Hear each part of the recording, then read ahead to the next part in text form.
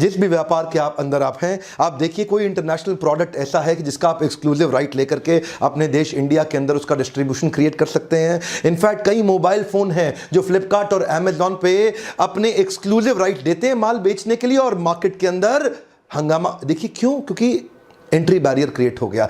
जैसे एमआई के phone, Motorola, Lenovo, ये एक एक महीने के लिए अपने प्रोडक्ट को एक्सक्लूसिव केवल फ्लिपकार्ट को देते हैं या अमेजॉन को देते हैं। फ्लिपकार्ट ने तो काम ही ये कर रखा है, 70% जब भी एक्सक्लूसिव धंधे का काम आएगा तो फ्लिपकार्ट ले लेता है। ये उसका तरीका है बिजनेस करने का। एंट्री बैरियर क्रिएट कर दिए, देश के सारे रिटेलर तंग होते रहते हैं फ्लिपकार्ट के कारण। जितने मोबाइल रिटेलर परेशान हैं फ्लिपकार्ट और अमेजॉन से। अमेजॉन थोड़ा पीछे है, वो 30% लेता है, फ्लिपकार्ट सबसे ज्यादा एक्सक्लूसिव सेल्स की डील्स उठा लेता है मार्केट के अंदर।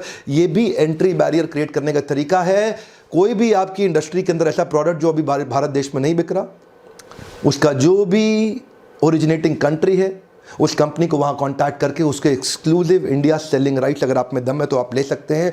एंट्री बैरियर क्रिएट हो जाएगा, कोई कंपटीशन आपके अगेंस्ट खड़ा नहीं हो पाएगा। अगला मेरा पॉइंट है इकोनॉमीज ऑफ स्केल।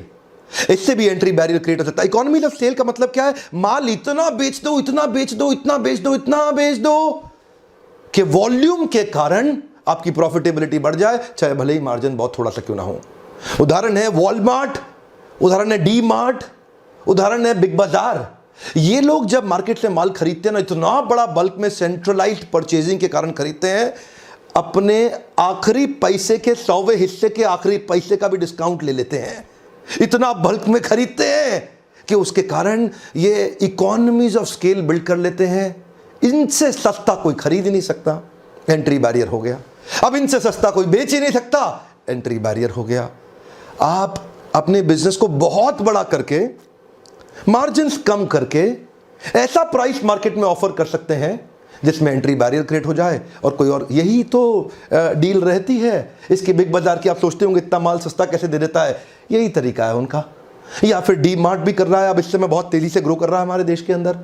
अगला एग्जाम्पल, ये थोड़ा हर आदमी नहीं कर सकता, इसको बोलते हैं हाई कैपिटल इन्वेस्टमेंट। मेरे आपने पुराने वीडियो में देखा ही हुआ है जियो वर्सेस एयरटेल, जहां मैंने बताया 2.5 लाख करोड़ रुपया इन्वेस्ट नई टेक्नोलॉजी पे किया, पुरानी पे किया ही नहीं जियो ने। इसको बोलते हैं हाई कैपिटल इन्वेस्टमेंट, जहां एंट्री बैरियर क्रिएट कर दिया। एयरटेल बेचारा पुरानी वाली इन्वेस्टमेंट से जूझ ही रहा था, ये नई इन्वेस्टमेंट पे 2.5 लाख करोड़ रुपए खर्च कर दिया। बाकी लोग पीछे पीछे आने में बहुत परेशान हो रहे हैं, इतना बड़ा बैरियर हो गया। टाटा तो बिक ही गया, उसको तो बेचारे को एयरटेल के पास जाना पड़ा, हमको खरीद लो।